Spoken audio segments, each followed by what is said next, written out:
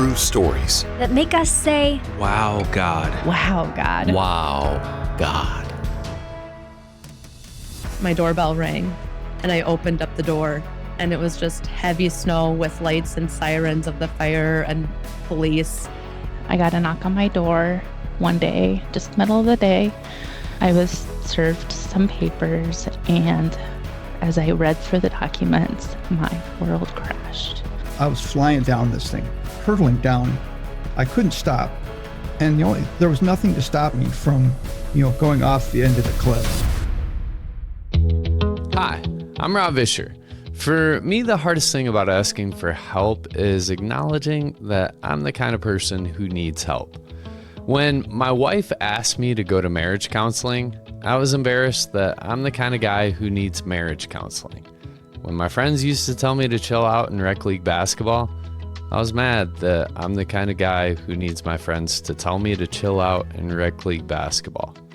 It's a pride thing.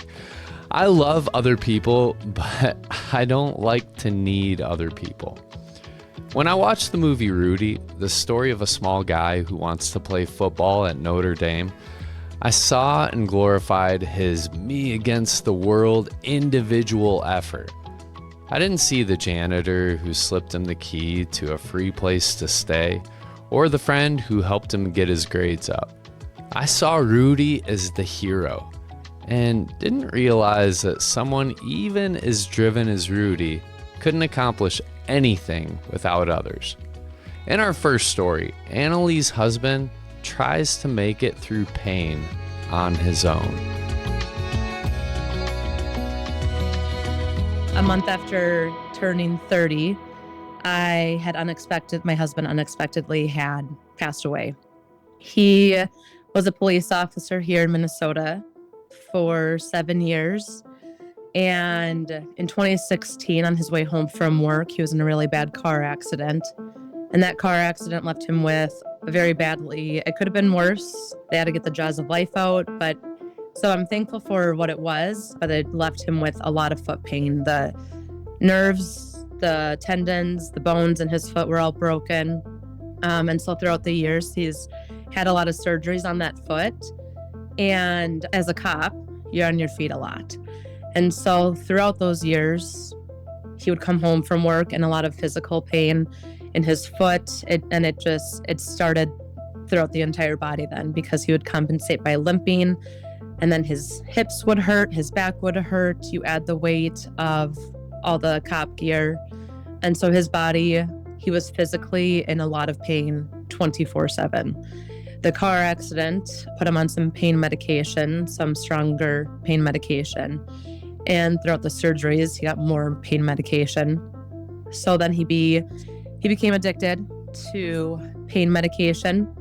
And then throughout his time as a police officer, he had just seen a lot of things, dealt with a lot of things, was diagnosed with PTSD. And so now he's struggling mentally and emotionally and physically. And he would cope through alcohol and pain medication. And that's how he would kind of numb his pain. For a while, he didn't want to admit that it was an issue. So it wasn't until we had our son in October of 20, and January of 21 was the first time that he really was noticed that this was an issue and admitted it, came forth with it, and decided to seek help. So from about January, February time of 2021, he started an online rehab because everything was online in that time. And so he was seeking online help for his drinking, for his addiction. He was going to therapy for his PTSD, for his coping, for his use of his pain medication and alcohol. And summer of 21 then, he was sober for 7-8 weeks. I was off because I work in the schools, and he was doing, things were so good. We had a family vacation, a 2-week road trip in there, and he had been sober for the entire summer. And it was was such a good summer. Our son at that time was, just a few months, 8 months. And one day we went to a child's birthday party with some of our friends.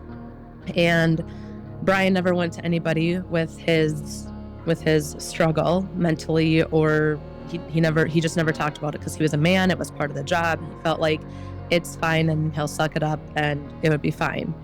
So not many people knew that he struggled with drinking.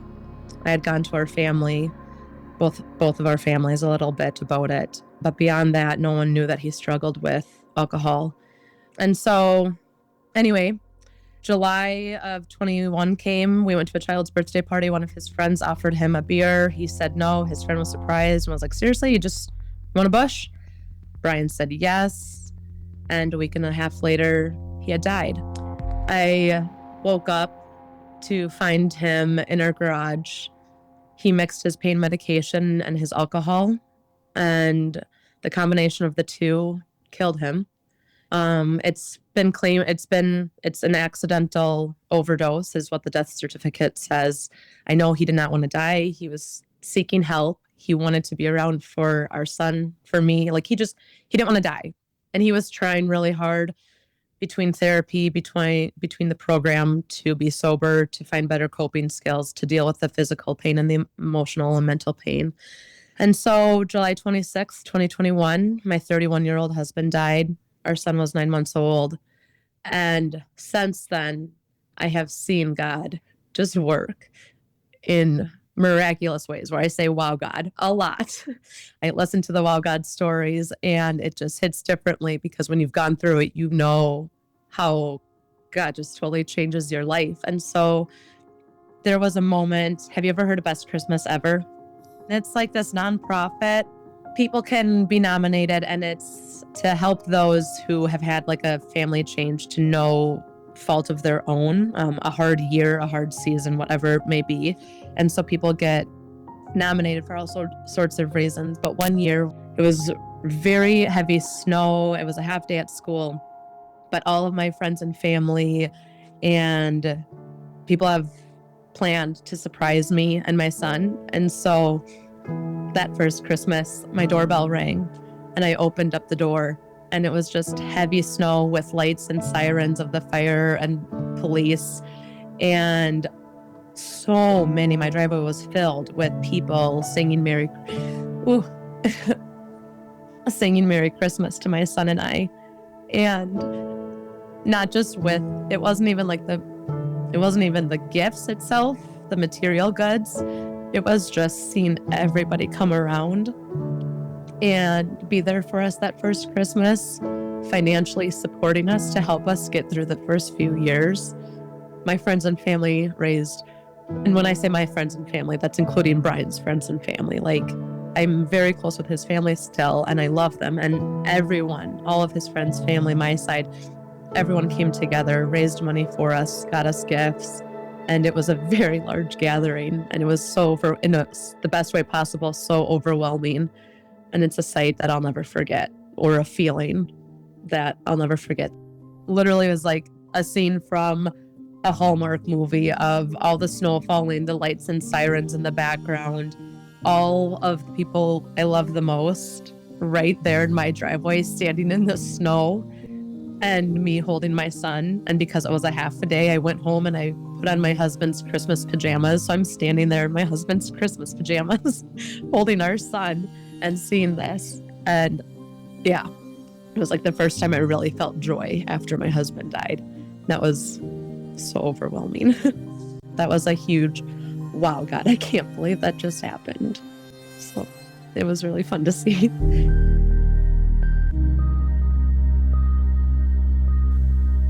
After her husband's death, Annalee and her kids were surrounded by people who loved them.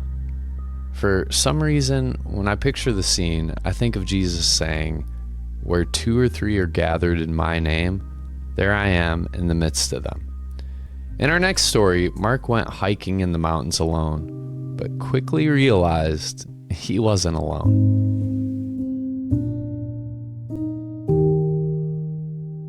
I became a Jesus follower when I was in college during my freshman year, and I was a biology major, and I went to work that first summer after my freshman year for my biology professor at a research place up in the mountains near Crested Butte, Colorado, which was, I thought, this is fabulous. I said, wow, this is great. And when I had a weekend off, I decided, okay, I'm going to drive up higher in the mountains to this trailhead. And there's a couple lakes up the trail, over a pass. And I love to fish. I grew up with a fishing pole in my hands. Like, I'm going to go catch some trout, you know. So I go up there. I'm by myself.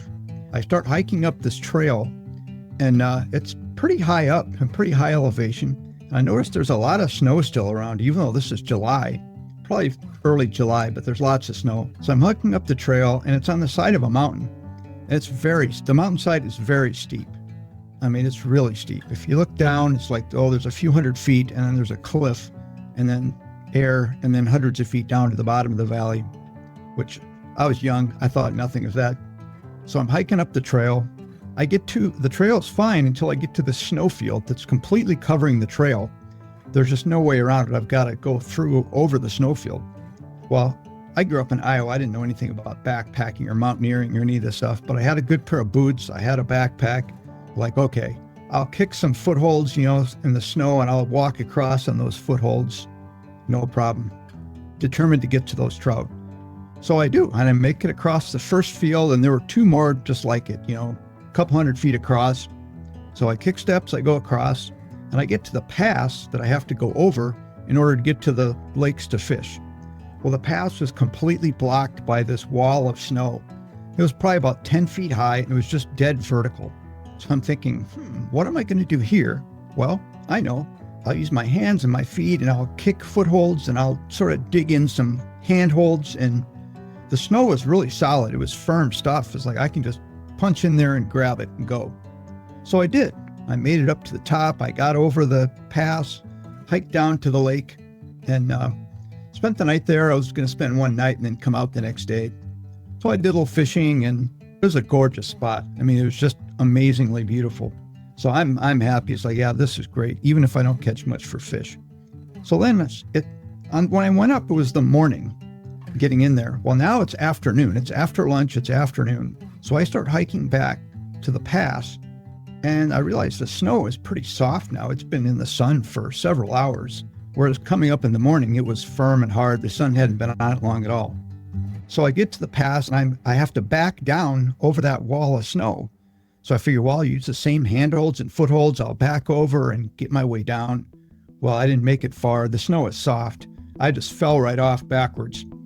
So I hit the trail on my backpack, fortunately. So I wasn't really hurt, but I started rolling off the trail and down. Well, I scrambled, I caught myself, and I managed to scramble back up on the trail. So I was kind of shook by this, as you might expect, but I figure, well, okay, those snowfields will be easier than this wall of snow, certainly. Well, I get to the first snowfield, heading down.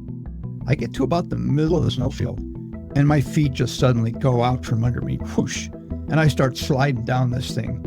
And I'm trying everything I can to slow myself down. I'm using my hands, my feet, I'm scrabbling. No use at all. I was flying down this thing, hurtling down. I couldn't stop. And there was nothing to stop me from, going off the end of the cliff. And I immediately realized that, oh my gosh, why didn't I ask God to help with this? Well, I prayed and I asked God to save me. And literally within a second or two, I got to the bottom and I just suddenly stopped. A playground slide is kind of steep, and then there's a little bit of a flat spot at the bottom. I landed on that flat spot, and it felt like somebody grabbed me and just held me there. There's no reason I should have just gone flying off into the air and then landed in the bottom of the valley, So I was pretty shook by this, and I just confessed to God, I've completely taken you out of the equation. I haven't prayed. I haven't asked you for help. Please forgive me. I probably confessed many other sins. I don't know. But then I said, okay, God, please help me get safely back to my car. How am I going to do this? So I start hiking back up through the soft snow, and it holds me. And I'm literally praying every step of the way. So I make it back onto the trail, and then I start heading down the trail. There's 2 more snowfields. I make it across each of them, literally praying with every step. I get past the last one, and I just put my arms in the air and yelled, hallelujah. I knew I was safe. I headed back down to my car. I'd made it. Mark felt God stop him from sliding off a cliff and dying alone in the middle of the wilderness. In our next story, Dr. Tanya Paynter isn't in the middle of the wilderness, but she did need peace in the dentist's office.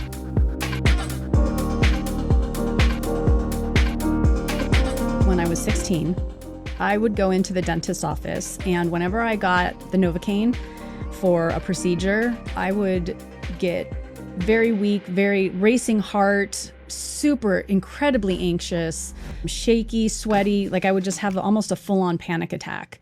And I didn't know why, but come to find out there's medication in the Novocain that contributed to me feeling this way. And so I went in when I was 16 to have my wisdom teeth removed. And I was terrified to do it because I did not want to feel this anxiety for days after. Like, it was terrible. And so I was talking to my mom. She drove me into the procedure and she said, "I'll be praying for you." And I said, "Okay." And so I got into the seat. The doctor gave the injection. I started to feel the racing heart and, all of the precursors of, okay, here it comes. And so I closed my eyes and I started to try praying, to focus my thoughts. And I just felt and saw these two gigantic white hands and felt them envelop my body. And it was so much peace and love and I just sank into it.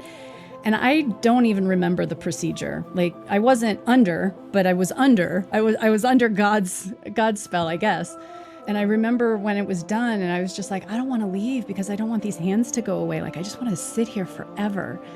But of course I got kicked out of the chair and I go into the waiting room and my mom said, "How did it go?" And I said, "It was amazing." And she said, "Why? What?" And I said, and I described what happened. And she said, what time do you think that was? I said, "Well, I think they gave, the shot around 4:15. So it was maybe 5 minutes later." And she got kind of pale and she looks at me and she goes, "It was 4:20. I thought that you would probably have to, need some support at that time. I started praying that God would put his hands over you and cover you with his love and his peace and just ease you through the process." And I was like, wow, God, that to be so faithful and to answer it so literally, it brings tears to my eyes. Like, it was just amazing. God answered Tanya's mom's prayer at the exact time she prayed it. In our next story, Katie asked for God's help as she fought in court for custody of her daughter. And instead of sending her help, God sent her inconvenient circumstances that led her to a person. Pretty much the beginning of my Christian life, I knew God loved me. I knew God was watching over me. But I had this sense of this feeling like I was still unseen. I felt forgotten. I just felt unseen. And I just felt like when a crisis arrived, I never really had that comfort that I just so desperately needed, even I asked God for comfort, and I didn't really get that obvious, I don't know how to explain it, this miraculous happening. Like, I hear other people's stories of angels visiting them or miracles just happen right before their eyes. And I thought to myself, well, why isn't God doing that for me? Why didn't I get something like that? Did he forget about me? And so I had a situation happen. I got a knock on my door one day, just middle of the day. I was served some papers, and as I read through the documents, my world crashed. My whole world just crumbled, and it involved my daughter. And so I reached out to my lawyer, and they were like, "Okay, you need this amount of documents by this date." And I'm like, "Okay, I can do that." And so I gathered all these documents and started to print them out on my home computer, and it broke. So I'm like, "Okay, Lord," I'm like, "can you just get me through this day? Just get me through this day, Lord." And so I go to my local library to print out the rest of these documents, and 300, I would say it's a good stack of papers, front and back. I went to the printed area because I'm an introvert, and so I didn't want to bother anyone with my stuff. And I walk up to the printer, and there was a sign that said out of order. So I made a big sigh, and I walked up to the circulation desk. The librarian was sitting there, and I explained to her the situation of everything that needed to be printed. And so she started to print, and I pulled up a chair just to sit down because I knew it was going to take a while. And my daughter was over at the other table, and I'm just sitting there, just trying not to cry. And I'm just sitting there, I'm like, Lord, help me. I can't get through this. I can't, don't you see me? Don't you see me? And so it was later in the evening, so I think the library was about to close.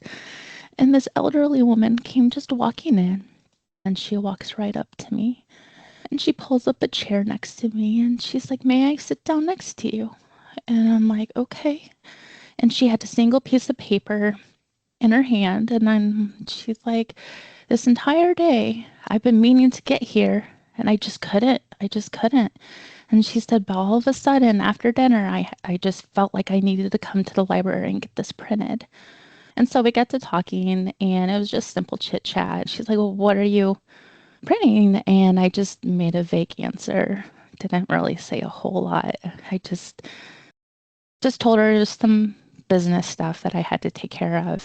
And then we continued on the conversation, and she looked at her paper, and she's like, oh, this is a medical bill for when I had a surgery. She's like, she told the story of how when she came out of post-op, she saw a bright light, and she said, oh, I was so happy. I thought I was in heaven. I was going to see my husband. And she's like, and then I looked, and then I saw a nurse. and so she's like, she's like, I am so ready to go someday. And I said, well, I am too, because I know I'm going to meet my Lord and Savior, Jesus Christ. And she's like, oh, honey, I know him too. I'm like, oh. And so that was just like a little bit of peace right there of, I'm like, oh, this lady knows Jesus. I'm like, she's a friend of mine. And so we started to talk more about the church and, our relationship with Christ. And then finally, I had the courage to tell her what was happening and the reasoning why I was printing all these papers. And of course, the verge of tears just poured out of my eyes. And I don't remember exactly the words that she said, but the amount of peace that I felt of her comfort and the words that she told me, I've never felt that peace other than accepting Christ in my life. Other than that comfort, I've never felt that before. And at first I thought, well, it's just, God used her as an instrument. And I'm like, and I feel like that's true, that God can do that. But I felt like this woman was an angel. I just felt it in my heart that she was an angel. And even to this day, when I go back to that library, I'll glance around, making sure if she's there or not. I feel like God still sends angels to this earth to this day. And that woman was my angel. I'm not really convinced that elderly woman was an angel. Katie might be convinced, but I'm not. I think she probably was just a normal person. But here's the thing about normal people. They're even better than angels because they're made in the image of God. And like I said earlier, Jesus says, when 2 or 3 are gathered in my name, there I am in the midst of them. Going it alone hasn't really worked for me. It's the worst. But as I've learned to depend on friends, family, neighbors, our church, and yes, even a marriage counselor, I've been humiliated at times and very frustrated. But those moments of discomfort have led to moments of transformation and beauty for me and my family. If you've had God-given moments of transformation and beauty in your life, reach out to us at myfaithpodcast.com and tell us your story. Mark the guy who God kept from sliding off a cliff And Katie, the lady who met a woman in the library, both reached out to our team at myfaithpodcast.com. We love when you tell us your stories that make us say, wow, God. And when I say wow, God, I mean the one true living God, the God of Abraham, Isaac, and Jacob. He's the one who makes our hearts say, wow, God. Wow, God. Wow, God. My wow God story. I wanted to share a wow God moment. That's my wow God story. Praise God. And I'm so thankful to God for this wow God moment. So, thank you, God.